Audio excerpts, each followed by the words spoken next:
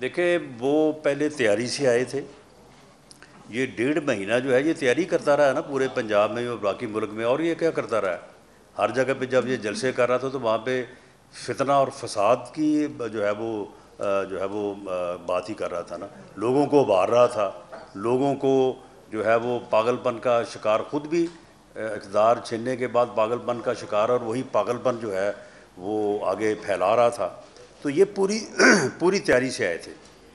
और जहाँ तक आप हमारी बात कर रहे हैं, तो हमारे पास तो वही 2 दिन थे ना। देखिए, उससे पहले जब इन्होंने गालबन 2 दिन पहले इन्होंने 25 का अनाउंस किया है, उससे पहले हमें तो नहीं मालूम था। हमें तो बाज़ इन्फॉर्मेशन ये भी थी कि जी ये शायद अभी डेट नहीं देंगे, ये 1 महीने बाद की डेट देंगे, 2 महीने बाद करेंगे। तो हमें तो सिर्फ 2 दिन पहले पता चला, और उन 2 दिनों में जो मुमकिन हो सकता था वो हमने भरपूर तरीके से करने की कोशिश की है। लेकिन ये मैं इन लोगों की जो बात कर रहा हूँ, तो ये आप देखें ना, अगर केपी के हाउस में आगे 250-300 आदमी जो है वो ठहरा हुआ है, तो वहाँ पे हमारी क्या एक्सेस है। इसी तरह की इनकी अपनी ओन्ड बिल्डिंग्स हैं यहाँ पे, और उनमें बड़ी बिल्डिंग्स हैं, वहाँ पे 200 300 लोग जो है वो ठहरे हुए थे। इसी तरह से जो इनके VIPs थे वो आके पार्लियामेंट लॉजेज़ में, इनके पास को तकरीबन 85 लॉजेज़ इनके पास हैं। अभी इस्तीफ़ा दे दिया है, अलाउंसेस भी ले रहे हैं, तनख्वाहें भी ले रहे हैं, अकाउंट भी चल रहे हैं, और लॉजेज़ में भी बैठे हैं। तो वहाँ पे अगर कोई MLA साहब जो है वो साबक कहें या मौजूदा कहें, वो अगर अपनी गाड़ी में या 2 गाड़ियों में लेके बंदों को आ जाता है वहाँ पे, तो उसमें फिर हमारी क्या एक्सेस थी। तो ये सारी चीज़ें जो हैं ये लिमिट्स थी। इन लिमिट्स को जो है वो पूरा करते हुए जो है वो हमने जो बेहतर से बेहतर हो सकता था करने की कोशिश की। अब ये आए, अब हमें मालूम है।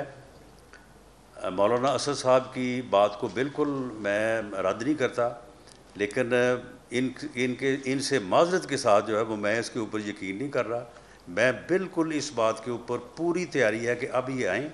इंशाअल्लाह ताला मैं देखूँगा कि किस तरह से ये केपी के साइड से जो है ये उन बैरियर्स को जो है वो क्रॉस करते हैं, और किस तरह से अब इस्लामाबाद की किसी भी बिल्डिंग में, किसी भी घर में जो है वो 10 बंदों को भी ये जो है ये ठहराते हैं। अब इन चीज़ों को हम इंशाअल्लाह ताला पूरी तरह से, पूरी हिकमत अमली से, मैंने आज कैबिनेट को भी यकीन दहानी कराई है कि इंशाअल्लाह ताला अब आइंदा इनको जो थोड़ा बहुत हुआ है, और वो भी मैं समझता हूँ कि अगर सुप्रीम कोर्ट को ये धोखा देने में कामयाब ना होते, अगर सुप्रीम कोर्ट को गलत बयानी करके एक हुक्म लेने में कामयाब ना होते, तो शायद ये जब स्वाबी से चले थे 5-7 हज़ार थे, यहाँ पे पहुँचते पहुँचते को 2-2.5 हज़ार रह जाते, तो शायद वो हमारे लिए भी कोई मसला ना होता, शहर के लिए भी कोई मसला ना होता। तो ये कामयाब ना होते तो फिर ये भी ना होता। लेकिन अब इंशाअल्लाह हमें उम्मीद है कि सुप्रीम कोर्ट जो सारी चीज़ें सामने आई हैं, अदालत उज़्मा भी अपना किरदार जो है वो अमन के लिए और ऐसे यानी मफरूज़ों पे, या जिस तरह से उन्होंने धोखा किया। अब बाबर अवान साहब आप देखें ना कि सीनियर तरीन आदमी है, और किस तरह उसने धोखादही की, किस तरह उसने वादा किया, और बाद में उसने उसका जो अमल सामने आया।